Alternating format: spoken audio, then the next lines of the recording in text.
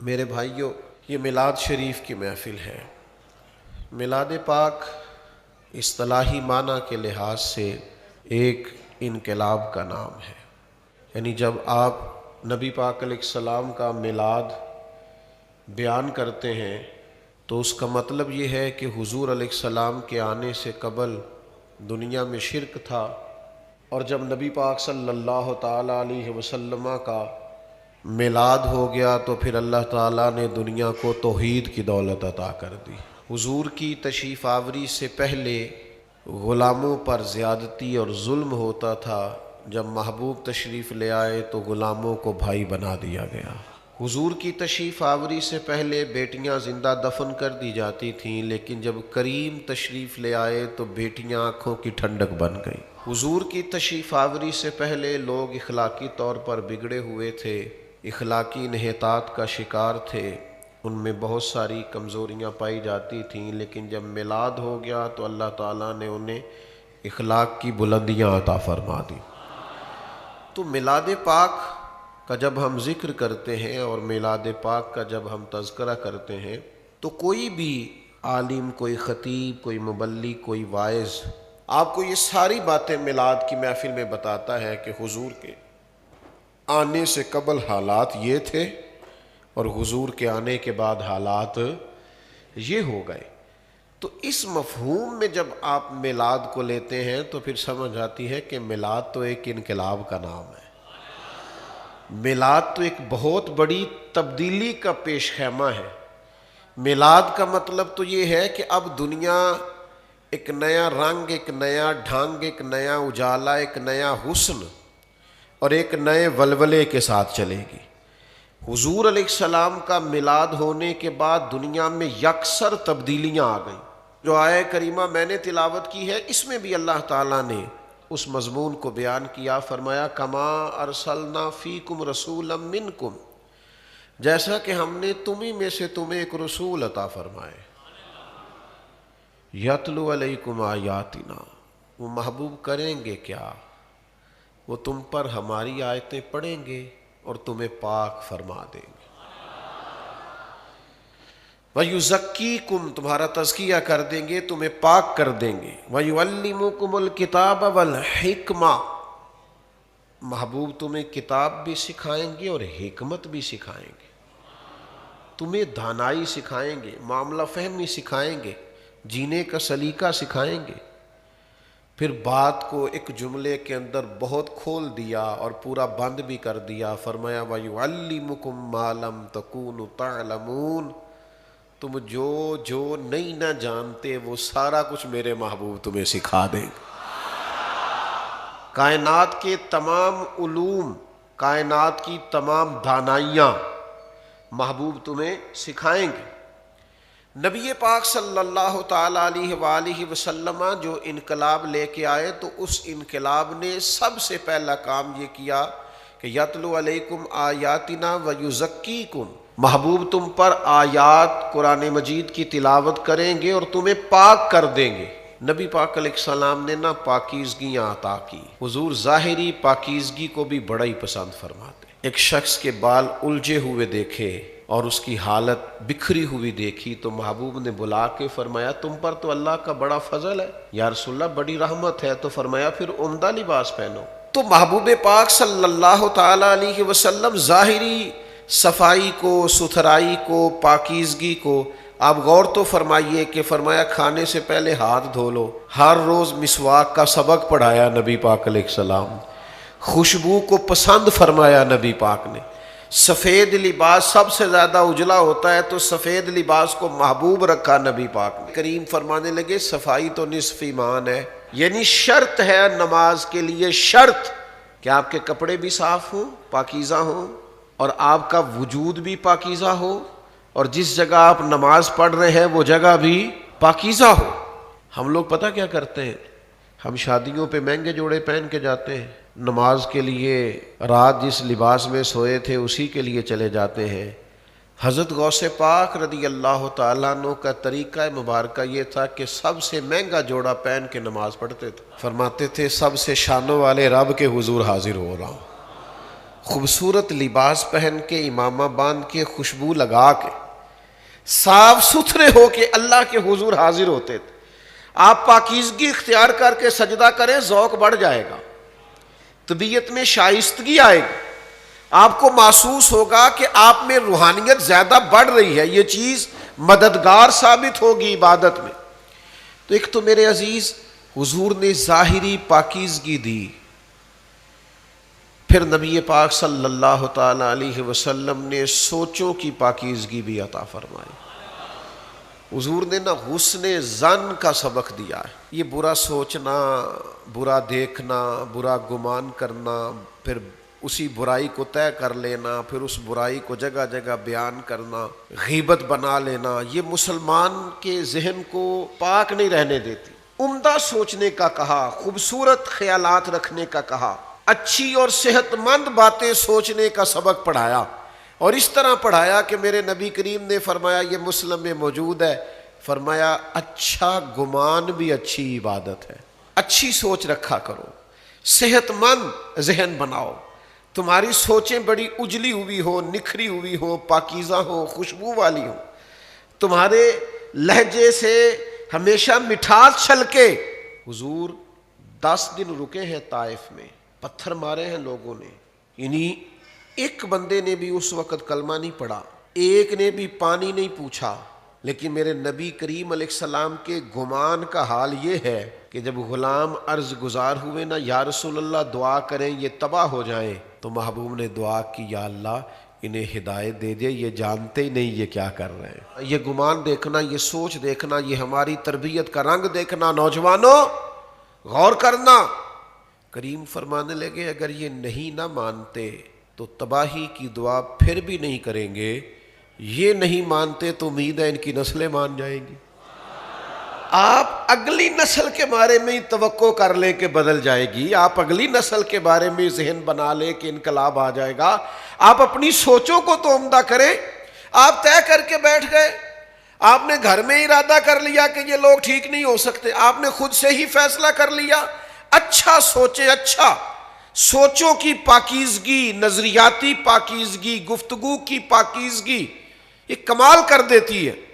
ایک نا بدو دیہاتی عرابی آئے نبی پاک کے پاس، یہ نوجوان ذرا زیادہ غور کریں میری بات پر، جو بڑی جلدی وہ مایوس باتیں کرنے لگ جاتے ہیں نا، کچی پکی، کچھ نہیں ہو سکتا، کچھ نہیں بن سکتا، یہاں کچھ بھی نہیں ہوگا۔ ایک عرابی آئے بدو، حضور سے کچھ مانگا، نبی پاک نے کچھ دیا، وہ بیچارے دیہاتی آدمی تھے، بدو تھے، کہنے لگے میں تو بڑا کچھ سوچ کے آیا تھا، معاذ اللہ آپ نے تو کچھ بھی نہیں دیا۔ وہ نا مقدار دیکھ رہے تھے، معیار نہیں دیکھ رہے تھے، وہ دیکھ رہے تھے شاید وزن زیادہ ہو تو کام بنتا ہے، حالانکہ میرے کریم سے اگر قطرہ کسی نے مانگا، وہ قطرہ ہی دریا ہے، سمندر ہے، وہ بے بہا ہے، آپ نے تو کچھ بھی نہیں دیا۔ تو بعض صحابہ کو بڑا سخت ان کی بات پر غصہ آیا کہ یہ کیا بول رہے ہیں، تو محبوب نے فرمایا تم جلدی نہ کرو۔ حضور انہیں گھر لے گئے، جتنا دیا تھا اس سے ڈبل کر کے دیا، ان کی آنکھوں میں طلب دیکھی تو اور دیا، اب تنگی داماں پہ نہ جا اور بھی کچھ مانگ۔ حضور دیتے رہے تو وہ کہنے لگے سخی بڑے دیکھے ہیں پر آپ جیسا کوئی نہیں دیکھا۔ تو محبوب نے فرمایا میرے صحابہ کے سامنے جا کے یہ بات کہہ دو گے؟ یا رسول اللہ کہہ دیں گے۔ وہ باہر آئے اور انہوں نے آ کے یہ کہا کہ میں نے دنیا بڑی دیکھی ہے پر محبوب پاک جیسا سخی کوئی نہیں دیکھا۔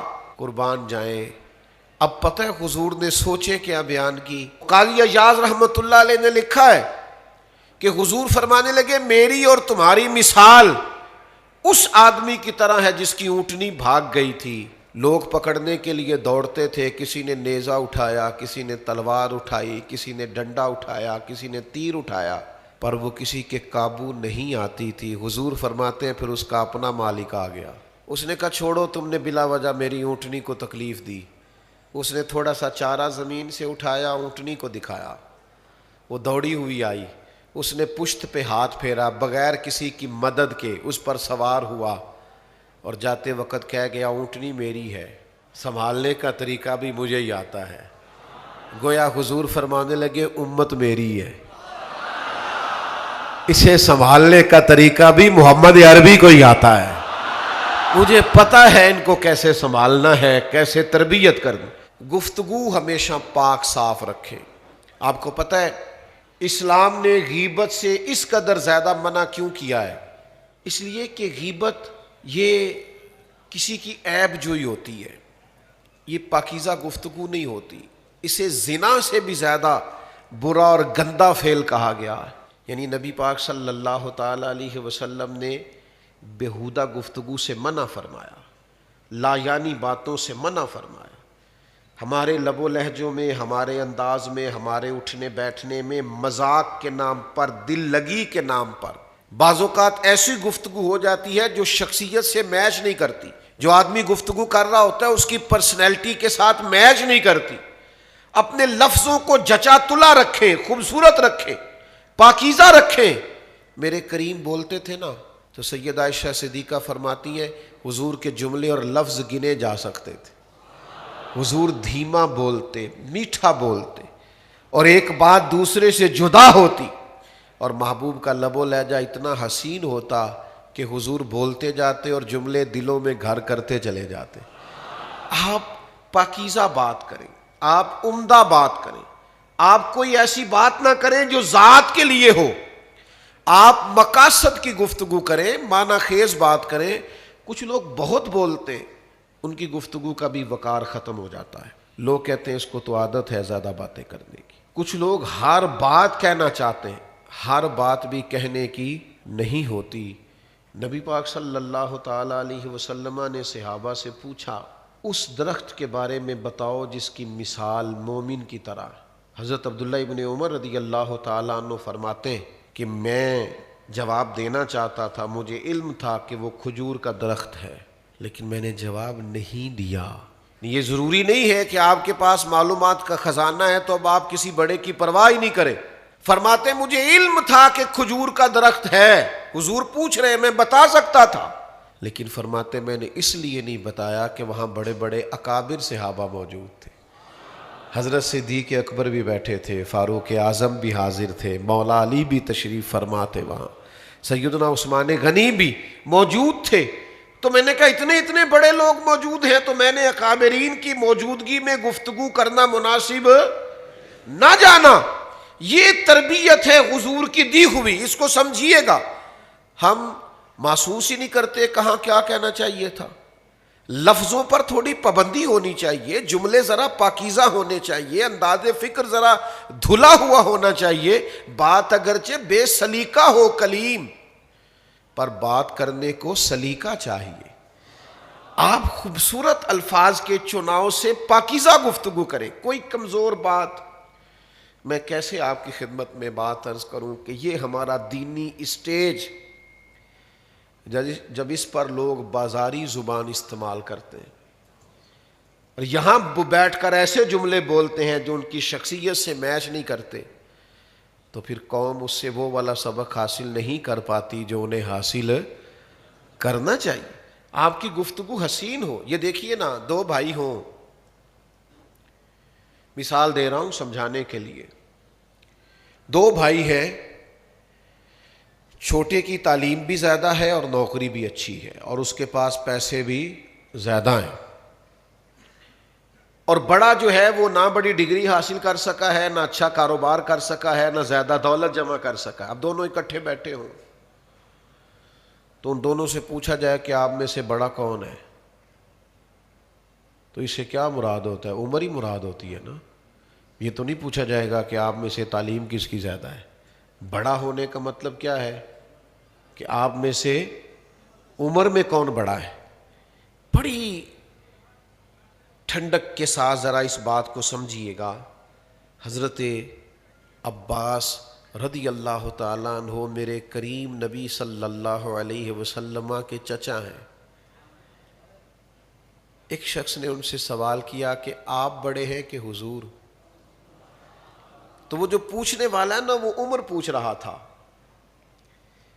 وہ عمر کے بارے میں سوال کر رہا تھا۔ رتبہ وہ بھی جانتا تھا کہ حضور بڑے نہیں، حضور تو امام الانبیاء ہے، حضور تو سید الرسل ہے۔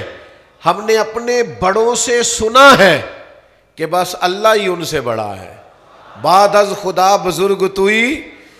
قصہ مختصر، بہت سے عالی مقام آئے پر خدا کے بعد اس کا نام آئے، وہ اولی ہے، وہ آخری ہے، میرا تو سب کچھ میرا نبی ہے۔ تو اس سوال کیا، اور پوچھنے والا عمر پوچھ رہا ہے، مرتبہ نہیں پوچھ رہا۔ اس نے حضرت عباس رضی اللہ تعالیٰ عنہ کی خدمت میں عرض کی، حضور بتلائیے آپ بڑے ہیں یا نبی کریم؟ تو یہ ہے گفتگو کی پاکیزگی، یہ ہے لفظوں کی طہارت، یہ ہے باوضو جملے۔ حضرت جناب سیدنا عباس رضی اللہ تعالیٰ عنہ سے پوچھا جا رہا ہے آپ بڑے ہیں کہ حضور؟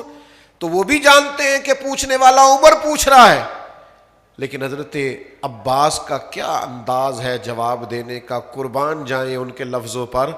فرمانے لگے بڑے تو حضور ہی ہے، پیدا پہلے میں ہوا تھا۔ بات اگرچہ بے سلیقہ ہو، کلیم پر بات کرنے کو سلیقہ چاہیے۔ وہی بڑے ہیں، وہی وراء الورا ہیں۔ بلغ الغلاب کمال ہی کشف الدجاب، جمال ہی کشف الدجاب، حسنت جمیع خصالہ صلو علیہ وآلہ۔ وہی بڑے ہیں، وہی کریم ہیں، انہی کو مرتبوں میں بلندی حاصل ہے۔ عزیز بھائیو یاد رکھیے گا، سوچوں کی پاکیزگی، پھر گفتگو کی پاکیزگی، حسین گفتگو کریں ہمیشہ۔ وقولوا للناس حسنا، لوگوں سے اچھی بات کہیں، خوبصورت انداز اختیار کریں، مایوسی والی بات نہ کریں، جب بھی بات کریں حسین بات کریں۔ دروازہ رسول پہ جب بھی کوئی آتا تھا محبوب ایسی بات کرتے تھے دل ٹھنڈا ہو جاتا تھا، حضور ایسا پیار سے نوازتے تھے کرم ہو جاتا تھا۔ یعنی ایک صحابی، ایک شخصیت ہے، انہوں نے روزہ رکھا تھا، روزہ توڑ بیٹھے حضور کی بارگاہ میں، روزہ توڑ دیا، 60 روزے رکھیے۔ انہوں نے کہا جی میرے سے تو ایک نہیں پورا ہوا گویا، 60 مسکینوں کو کھانا کھلائیے۔ کہنے لگے صبح سے اپنے گھر میں کھانا کوئی نہیں۔ تو محبوب کریم صلی اللہ تعالی علیہ وآلہ وسلم نے کئی باتیں انہیں بیان کی، 3 روزوں کا بھی کہا، لیکن وہ وہیں رہے۔ اب نہ کہیں سے کھجوروں کا ٹوکرا آیا، تو محبوب نے اپنے پاس سے کھجوریں دی، فرمایا کسی مسکین کو جا کے دے دو، تمہارے روزے کا کفارہ ہو جائے گا۔ تو عرض کرنے لگے یا رسول اللہ سارے مدینے میں سب سے غریب میں ہی ہوں۔ اچھا روزہ بھی انہوں نے توڑا ہے، کھجوریں حضور نے دی، فرمایا جا گھر جا کے تو ہی کھا لے، تیرے ہی روزے کا کفارہ ہو جائے گا۔ کیسا انداز کریمانہ ہے، کیسا نوازنے کا انداز ہے، کیا برکھا برستی ہے رحمت کی۔ تو پاکیزہ بات۔ اور پھر نبی کریم نے ہمیں سکھایا ہے کہ دلوں کو ہمیشہ صاف رکھنا ہے۔ جب کسی کو معاف کریں تو صحیح والا کریں، جب کسی سے صلح کریں تو صحیح والی کریں، جب کسی سے سینہ ملائیں تو کینہ دور کر کے ملائیں، جب کسی کو بھائی کہیں تو دل و جان سے کہیں۔ یہ نہ ہو کہ جی میں نے فلانے کے کہنے پہ صلح تو کر لی ہے، پر جب میرے دانت کے نیچے آئے گا نا تو پھر میں نے دبانا ہے۔ یہ نہ کریں، دل پورا صاف ہو۔ یہ جو دل ہے نا یہ محبوب کے رہنے کی جگہ ہے۔ نبی پاک علیہ السلام نے فرمایا رب نہ تمہاری جیب دیکھتا ہے نہ تمہارے چہرے دیکھتا ہے، وہ جب دیکھتا ہے تمہارے دل دیکھتا ہے۔ دل آماجگاہ ہے، یہ مالک کے نظر فرمانے کی جگہ ہے۔ میرے بھائیوں یاد رکھیے گا، دل کو ہر وقت صاف رکھیں، ہر عداوت سے، ہر کینے سے، ہر بغض سے، ہر نفاق سے، ہر خود پسندی سے، ہر قسم کے عجب سے، ہر قسم کے حسد سے۔ اعلیٰ حضرت بریلوی رحمۃ اللہ علیہ فرماتے ہیں یہ جو لوگ حسد کرتے ہیں نا ایک دوسرے سے، یہ بندے سے حسد نہیں کرتے، یہ اللہ کی تقسیم پر اعتراض کرتے ہیں، معاذ اللہ، یہ رب کی تقسیم پر اعتراض کرتے ہیں۔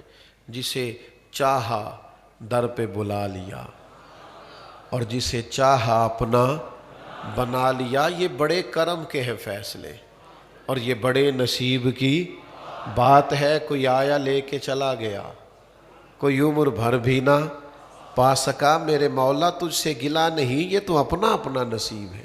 اگر دھبے روح پہ ہوں، حسد کا، بغض کا، عداوت کا، بددیانتی کا دھبا، یہ دھبے، نبی پاک علیہ السلام نے فرمایا جب تو ایک گناہ کرتا ہے اور توبہ نہیں کرتا تو تیرے دل پر دھبا لگتا ہے، نقطہ لگتا ہے، اور اگر تو پھر توبہ نہ کرے پھر گناہ کرے تو ایک نقطہ اور لگ جاتا ہے۔ تو اسی طرح گناہ کرتا جائے گا تو دل سیاہ ہوتا جائے گا، پھر جتنی مرضی کوئی اعلیٰ بات کرے دل پر اثر نہیں ہوتا۔ دل کو صاف رکھیں، ستھرا رکھیں، ہمیشہ پاکیزہ رکھیں۔ پاک ہوئے تے پاک ہی ملدا ہی، تے بنا پاکوں پاک نہیں ملدا۔ سارے وجود دے تون دے نالو اکو تولا ہے ٹکڑا دل دا۔ اور پھر دل کا حال یہ ہونا چاہیے کہ دل وہ دل ہے جو تیری یاد سے معمور رہا، اور سر ہے وہ سر جو تیرے قدموں پہ قربان گیا۔ انہیں جانا انہیں مانا نہ رکھا غیر سے کام، للہ الحمد میں دنیا سے مسلمان گیا۔ حضرت عبداللہ ابن عمر رضی اللہ تعالیٰ عنہ فرماتے میں بھی حاضر تھا، ایک اور صحابی بھی حاضر تھے، ہم نبی کریم کی عالی مرتبت بارگاہ میں بیٹھے تھے، دروازے پہ دستک ہوئی، حضور نے فرمایا دروازہ کھولو جنتی آیا ہے۔ کہتے ہم نے بڑا رشک کیا، یار کمال ہو گئی، جس کو محبوب جنتی فرمائے۔ دروازہ کھولا تو بندہ سادہ سا، تازہ وضو کیا ہے تو داڑھی سے پانی کے قطرے گر رہے ہیں، جوتے بغل میں دبائے ہوئے، سامان ایک جگہ پہ رکھا، حضور کی بارگاہ میں حاضری دی، چلا گیا۔ ہم رشک کرتے رہے کیا بات ہے جسے محبوب جنتی کہیں؟ فرماتے ہیں اگلا دن آیا، ہم وہیں حاضر تھے، پھر دروازے پہ دستک ہوئی۔ اتفاق کی بات یہ کہ کریم نے پھر وہی جملے دہرائے، فرمایا کھولو دروازہ جنتی آیا ہے۔ ہم سمجھ گئے ایک اور کے بھی نصیبے جاگے ہیں، پر حیران رہ گئے، دروازہ کھولا تو بندہ تو وہی تھا جو کل آیا تھا۔ اب تو ناز کرنے لگے، کیا تیرے نصیب ہیں، دو دو مرتبہ جنت کی بشارت۔ فرماتے ہیں تیسرے دن بھی وہی جگہ، وہی مقام، وہی وقت، وہی انداز، دستک ہوئی تو فرمایا کھولو دروازہ جنتی آیا ہے۔ فرماتے ہیں دروازہ کھولا تو وہی شخص تھا، محبوب پاک علیہ السلام نے اسی طرح اس پر کرم نوازی کی، وہ رخصت ہوا۔ حضرت عبداللہ ابن عمر کہتے ہیں میں بھی اجازت لے کے اٹھا، اس کے پیچھے ہو گیا، سلام لی، میں نے کہا تیرا مہمان نہ بن جاؤں۔ تو اب بڑی حیرانگی والی بات ہے نا، جس بندے کا 2 گلیاں چھوڑ کے گھر ہے وہ کہے آپ کا مہمان بننا۔ فرماتے ہیں وہ مجھ سے کہنے لگے میں امیر آدمی نہیں ہوں، جو روکھا سوکھا کھاؤں گا پیش کر دوں گا، آ جائیں۔ فرماتے ہیں میں 3 راتیں اور 3 دن اس کے ساتھ رہا، میں دیکھنا چاہتا تھا اس بندے میں وہ کیا بات پائی جاتی ہے کہ 3 مرتبہ نبی پاک علیہ السلام نے جنت کی بشارت عطا کی۔ فرماتے ہیں میں 3 دن اور 3 راتیں رہا، میں نے کوئی بڑا عمل نہیں دیکھا۔ انہوں نے عشاء جماعت سے پڑھی اور فجر جماعت سے پڑھی، میں نے تو تہجد بھی پڑھی۔ ہاں جب وہ کروٹیں لیتے تھے بستر پر تو اللہ کا ذکر کرتے۔ فرماتے ہیں اس طرح انہوں نے رات گزاری اور میں نے انہیں صدقہ کرتے دیکھا، وہ تو پنیر کے خشک ٹکڑے صدقہ کرتے تھے، میں تو اس سے زیادہ خیرات کرتا تھا۔ 3 دن اور 3 راتوں کے بعد جب میں لوٹ رہا تھا تو ان کے ذہن میں بھی سوال تھا کہ میں کیوں آیا، اور میں بھی چاہتا تھا کہ انہیں بتا دوں۔ فرماتے انہوں نے پوچھا کہ آپ کا آنا اور رہنا، تو میں نے کہا یار بات دراصل یہ ہے مجھے کوئی حاجت نہیں تھی آپ کا مہمان بننے کی، پر آپ وہ خوش بخت انسان ہیں جنہیں 3 بار نبی کریم نے جنت کی بشارت عطا فرمائی۔ میں دیکھنا چاہتا تھا آخر آپ کیا عمل کرتے ہیں کہ محبوب نے اتنا کرم فرمایا، اتنا کرم۔ تو کہنے لگے عمل تو آپ نے میرا دیکھ ہی لیا۔ کہا پھر بھی کوئی تو بات ہوگی، تو کہنے لگے ایک بات ہے، میں جب صبح اٹھتا ہوں اپنا دل دیکھتا ہوں تو کسی کے لیے میرے دل میں بغض کوئی نہیں، عداوت کوئی نہیں، کسی شخص کے بارے میں کسی کو حقیر نہیں جانتا، میرا دل صاف ہے۔ تو حضرت عبداللہ فرمانے لگے بس میں سمجھ گیا ہوں یہ جو تیرے دل کی پاکیزگی ہے نا، اسی کی برکت سے محبوب نے 3 دفعہ جنت کی بشارت عطا فرمائی۔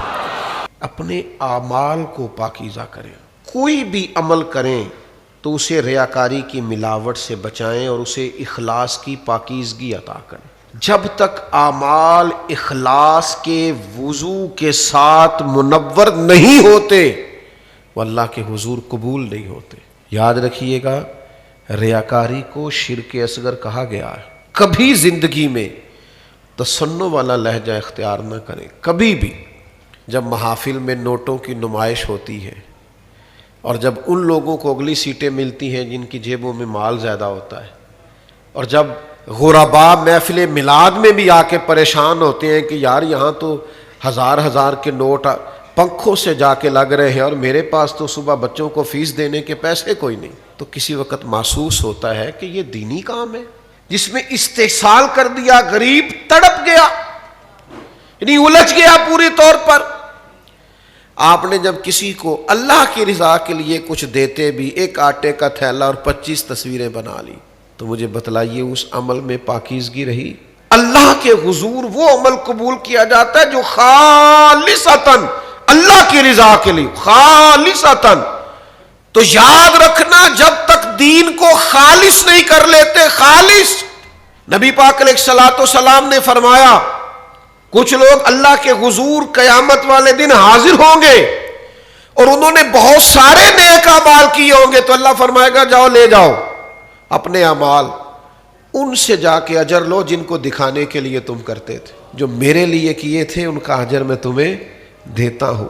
محض یعنی آپ کی زندگی اس طرح کی ہو کہ کسی کا دکھ آپ کو تکلیف دے اور کسی کو جب سکون پہنچے تو آپ کو بھی سکون آئے. یہ مسلم شریف میں موجود ہے. قبیلہ مدر کے کچھ لوگ مدینہ شریف محبوب کریم کی بارگاہ میں حاضر ہوئے. ان کو قحط نے آ لیا تھا، بھوک نے آ لیا تھا، حالات ان کے بڑے پریشانی والے تھے. صحابہ فرماتے انہیں دیکھ کر حضور پریشان ہو گئے، کبھی گھر کے اندر تشریف لے گئے، کبھی باہر آئے. پھر فرمایا بلال سے کہیے آذان پڑھے.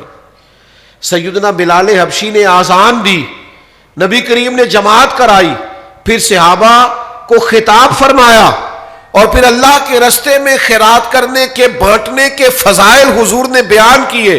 پھر کوئی صحابی اشرفیوں کی تھیلی لایا، پھر کوئی کھجوریں لایا، کوئی سرکہ لایا، کوئی ان کے لیے کمبل لایا.